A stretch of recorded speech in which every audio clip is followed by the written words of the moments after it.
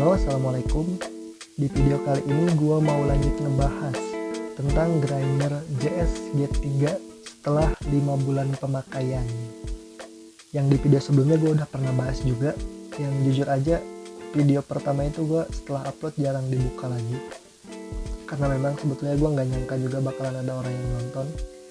Dan ternyata lumayan banyak yang nonton, dan ada beberapa orang yang komen juga yang gak sempat gue balas karena videonya baru gue buka beberapa hari yang lalu juga. Tapi ya udahlah, kita lanjut aja ngebahas tentang grinder ini setelah 5 bulan pemakaian. Apakah worth it buat dibeli?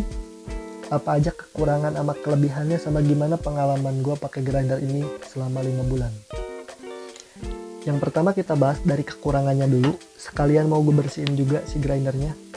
Kekurangan yang pertama, banyak dari kalian juga yang udah komen kalau si angka nolnya ini dia suka offset.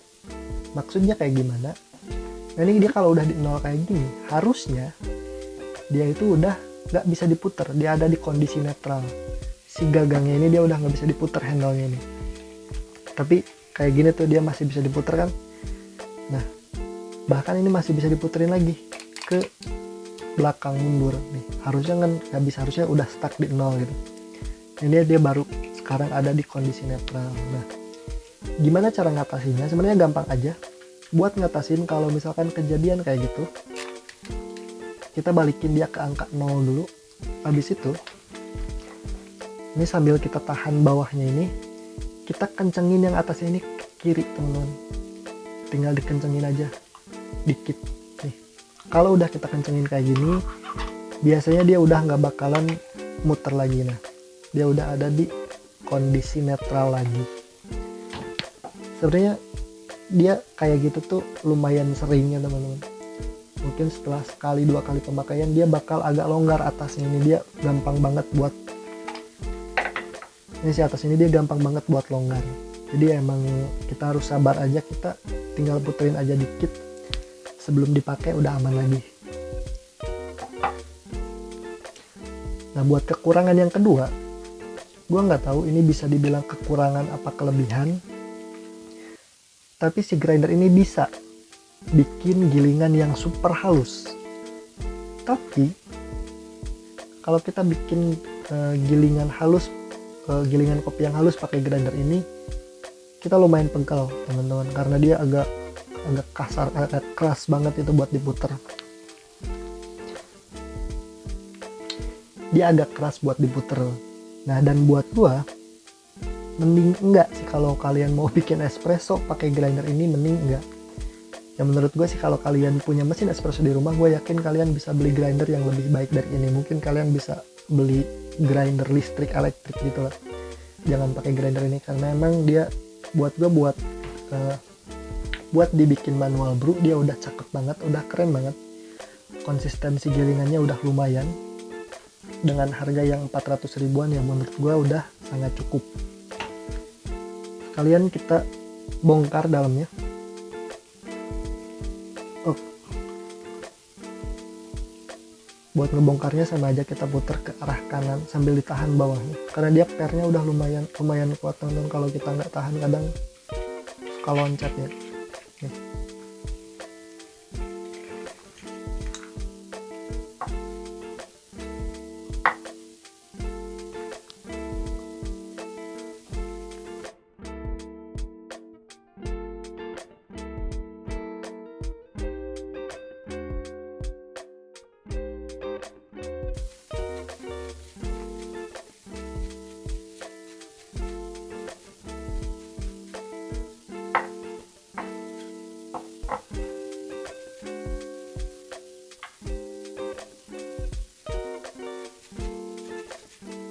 Ntar gue cepetin aja kali ya buat proses pembersihan ini biar kalian gak bosan.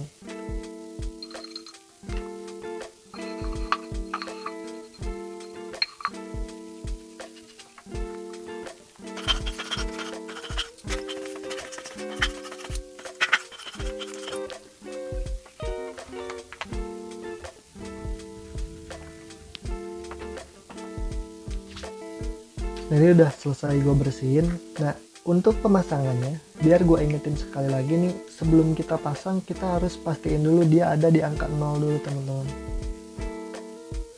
baru kita pasang.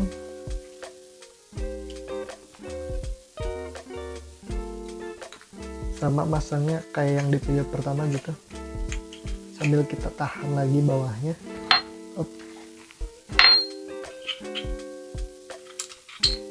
Tekan, nah ini diputar ke arah kiri.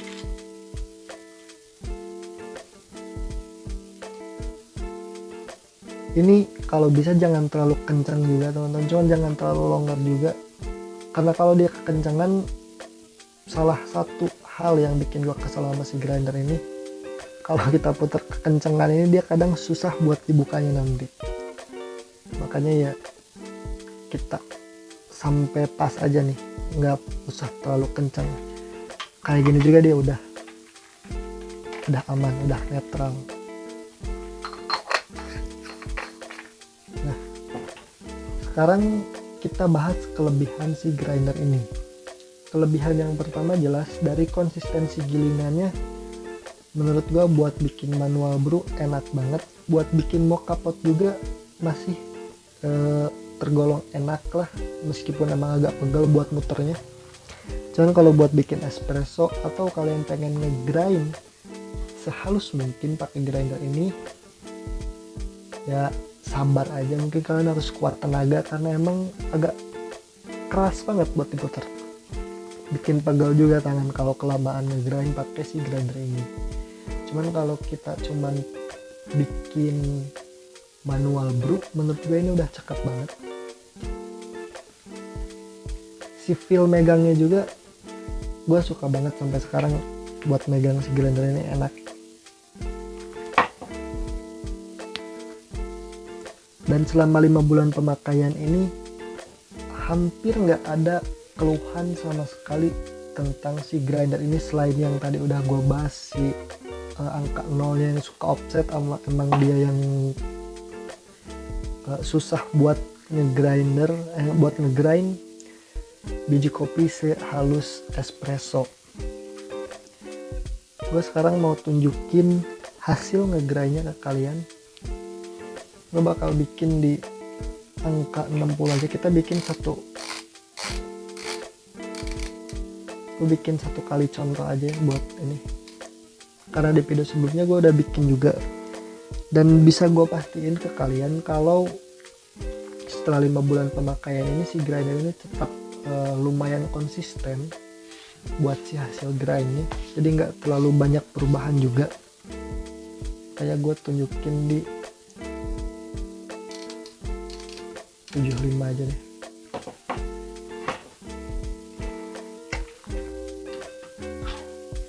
BTW ini gue pakai kopi dari Kamojang, gue dikasih kiriman sama temen kemarin.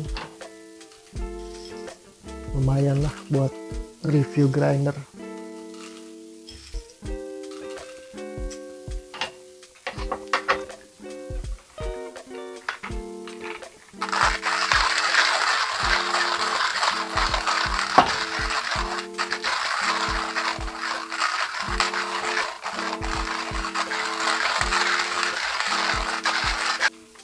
Jadi habis diputar kayak gini nih, enak, udah kayak youtuber kopi.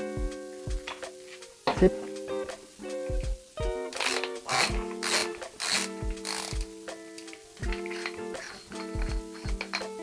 Ini buat hasil gilingannya kelihatan jelas di kamera. Dia lumayan konsisten.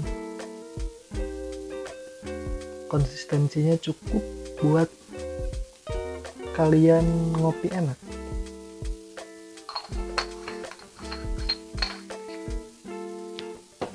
Terus buat kalian juga yang banyak yang nanya juga, bang, buat si grindernya apakah worth it buat dibeli? Gue akan bilang sampai sekarang, kalau kalian nyari grinder yang harganya terjangkau di 400 ribuan mungkin, grinder ini worth it buat kalian beli.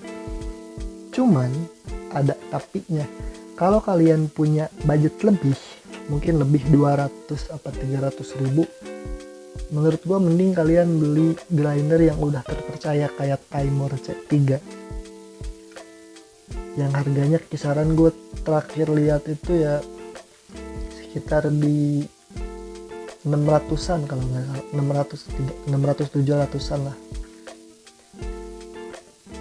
Kalian udah bisa dapat timer yang kualitasnya ya banyak orang yang bilang juga lebih baik dari ini. Banyak yang udah nge-review si timer itu, jadi kalian gak usah khawatir lagi kalau mau beli timer. Nah buat si grinder ini kalau misalkan kalian mau beli, gue beli ini di ada toko online tuh namanya Northsider. Kalian cari aja di online shop, ntar gue kasih kalian linknya mungkin di deskripsi apa di komen. Kayaknya gitu aja pembahasan gue tentang si grinder ini.